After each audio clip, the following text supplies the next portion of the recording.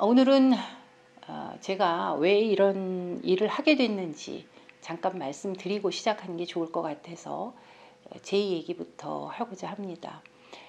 제가 이제 울산의대 병리과의 교수로 있으면서 사실은 이제 죽음에 개인적인 관심이 있었기 때문에 주변 분들하고 책도 읽고 뭐 이야기도 나누고 또 좀 강의도 모셔서 들어보고 이런 일들을 했었는데요. 제가 저희 선생님 두 분과 함께 쓴 의사들 죽음을 말하다에서도 처음 시작을 왜 우리가 죽음을 이야기하고 있는가라는 질문을 던지면서 시작했는데요. 제가 이런 일에 관심이 있다라고 하니까 주변 분들이 모두 물어보는 것이 왜 죽음 얘기를 하려고 하느냐는 질문을 제일 많이 받습니다. 사실은 제 경우에는 아주 개인적인 이유에서 시작됐죠. 죽음의 두려움 때문이었습니다. 저는 막연한 두려움을 느끼고 있었는데요. 사실은 그 근본이 또는 거슬러 올라가 보면 제가 이제 기억에 남는 제 어린 시절에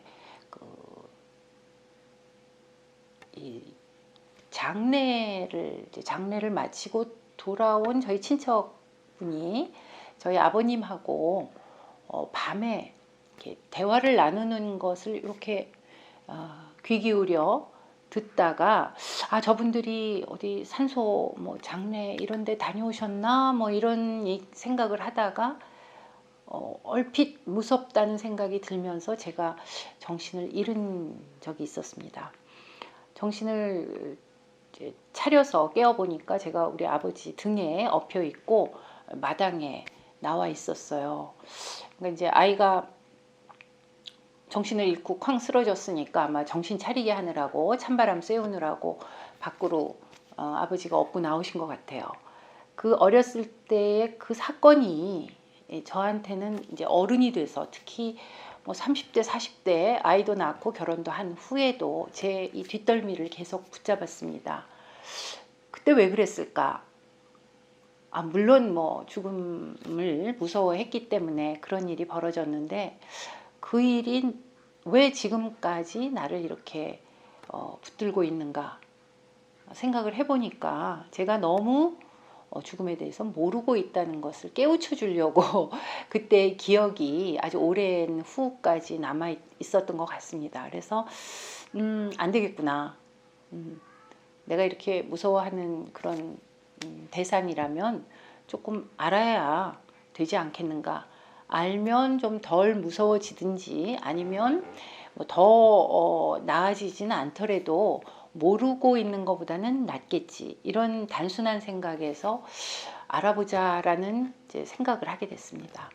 마침 비슷한 생각을 하는 분들이 주변에 하나둘씩 나타났어요. 그래서 이제 그런 분들하고 정말 모범생답게 공부를 시작을 했습니다. 그래서 상당히 두꺼운 책인데요. 영어로 된 죽음과 관련된 책을 읽기 시작했죠.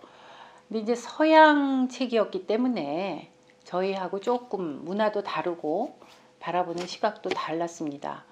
그러나 특별히 다른 방법이 없었기 때문에 이제 책을 통해서 공부를 하다가 아까 말씀드린 것처럼 의사인 저희 선생님 또 의사인 저희 선배님하고 우리 의사들은 이 문제를 어떻게 바라봐야 될까 이런 얘기를 가지고 이제 대담을 해서 책을 내기도 했었습니다. 이제 그런저런 일을 하다 보니 사실은 두 그룹이 있어요. 제가 몸을 닫고 있는 의료계와 또 제가 자연인으로서 생활하는 이 분야에서 일반인들이 죽음을 바라보는 시각, 이게 상당히 다를 수가 있겠다라는 것을 알게 됐습니다. 그래서 저는 이제 의과대학에서 의사가 되려고 하는 학생들, 그리고 이미 의사가 됐지만 아직 환자를 본 경험이 아직 짧은 그런 이제 초기 아주 어린 의사 또 더 나아가서는 저처럼 20년, 40, 30년 의과대학 교수를 한 동료들에게 우리 죽음에 대해서 이야기를 좀 해보자. 그래야 조금 더 생각이 깊은 또 환자를 다르게 바라볼 수 있는 의사를 교육시킬 수 있지 않겠느냐, 이런 얘기들을 했고요. 또 바깥에 나와서 일반인들하고 얘기를 해보면 정말 한 개인으로서 너무 다양한 죽음 경험을 하고 있는데 그것들을 뭐라고 할까요? 승화시킬 수 있는 그런 기회를 갖지 못하는, 또 애도를 제대로 과정을 밟고 싶지만 그러지 못하는 경우들, 이런 것들을 서로 이야기하다 보니까 이거 일반 사람들 너나 할 것 없이 이 문제를 좀 이야기하고 싶어 하는 사람들이 많구나라는 것을 알게 됐습니다. 그래서 그런 자리를 이 영상을 통해서 만들어 보고 싶은 것이죠. 정말 할 얘기는 많은데 조심스럽게 시작을 해봅니다. 지금 말씀드린 것처럼 제 개인적인 경험이 저를 이제 이런 일을 하게끔까지 이렇게 이끌어 왔는데요. 이런 경험은 사실 누구에게나 있는 것 같습니다. 이야기를 나눠보면 가까이는 부모님 또는 조부모님의 죽음, 아마 부모님의 죽음이 더 큰 영향을 미칠 텐데요. 또 젊은 학생들과 얘기를 해보면 이제 반려동물의 죽음, 이런 것들이 큰 충격을 줄 수가 있고요. 생각을 많이 하게 해주는 거죠. 그리고 의외로 그 개인이 직접 남에게 이야기 옮기기 어려운 그런 경험들을 한 학생들도 있더군요. 그래서 무슨 말씀을 드리려고 하느냐 하면, 이 죽음과 관련해서는 나이, 성별, 인종, 차별 없이 굉장히 개인적인 경험을 통해서 이 죽음을 대면하고, 또 죽음을 생각하고, 또 경우에 따라서는 죽음을 무시하고, 또 죽음을 덮어놓으려고 하고 있다라는 것을 알 수 있다는 것입니다. 그래서 죽음을 잘 막기 위해서 해야 될 첫 번째 우리의 그 과제는, 제가 늘 강조하는 것인데, 죽음을 이야기하자. 또는 죽음을 생각하자. 이야기하려면 상대가 있어야 되지만 죽음을 생각하는 것은 혼자 할 수 있습니다. 그래서 죽음을, 특히 자기 자신의 죽음에 관해서 조용하게 하루에 1, 2분이라도 생각을 해보는 시간을 가지면 그 하루가 달라질 거라고 생각합니다. 저는 그렇게 확신하고 있거든요.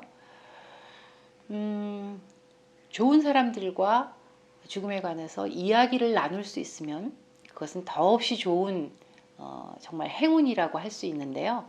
그럴 수 있는 기회를 갖기가 쉽지 않기 때문에 스스로 혼자서, 특히 자신의 죽음에 대해서 하루에 한 번 생각을 해보자는 이야기를 오늘 첫 시간에 하고 싶습니다. 근데 이런 얘기를 하면 도대체 어떻게 죽음을 생각하라는 거야? 맨날 기분 나쁜 일인데 그걸 왜 아침마다 또는 하루에 한 번 생각을 하라는 거야? 라고 반발 내지는 반대 의견을 말씀하실 수가 있을 거예요. 사실은 즐거운 생각은 아닙니다. 그런데 내가 곧 또는 알 수 없는 순간에 내가 지금 이 삶을 떠날 수 있다. 떠날 그런 가능성이 언제든지 열려 있다라고 생각한다면 바로 이 순간 또는 오늘 하루, 시간이 너무 귀한 것이죠. 그래서 하루 또는 1시간도 헛되게 보내지 않게 될 거라고 생각합니다. 그런 의미에서 하루에 한 번 죽음을 생각하자는 것이죠. 뭐 이런 얘기는 정말 그 공부를 많이 하신 뭐 분들이 다 하는 얘기인데요. 저는 특히 이제 이런 일을 해보겠다. 또 우리 의과대학 학생들에게 죽음 얘기를 꼭 해야 된다라고 주장하면서 습관을 들일 것이 뭐냐라고 물어보면 하루에 한 번 남의 죽음이 아니고 자신의 죽음을 어떤 방식으로든지 생각해 보자고 이야기하고 있습니다. 사실 전 세계가 코비드-19 때문에 정말 많은 사람들이 세상을 뜨고 있죠. 그래서 신문이나 방송을 통해서 정말 무시무시한 장면들을 작년에 봐왔습니다. 관이 쌓이고 병원에 사망 환자들이 뭐 그냥 막 생기는. 근데 그것은 사실 남의 죽음이에요. 네. 그래서 제가 말씀드리고 싶은 것은 나의 죽음에 대해서 생각을 해보자고 말씀을 드리는 겁니다. 코비드-19 코로나 사태 얘기를 하다 보니까 하나 아쉬운 것은 물론 코로나 바이러스에 감염이 되지 않고 건강하게 사는 것이 우선입니다만 이 사태를 두고 사실 어느 누구도 우리가 이것을 삶과 죽음의 문제로 바라보는 그런 말씀을 하는 분들은 없었습니다. 그래서 이 코로나 사태가 우리 일상을 바꾸고 있지만 그 일상 중에서도 죽음의 문제를 우리에게 숙제를 던지는 그런 일이 아닌가 생각이 됩니다.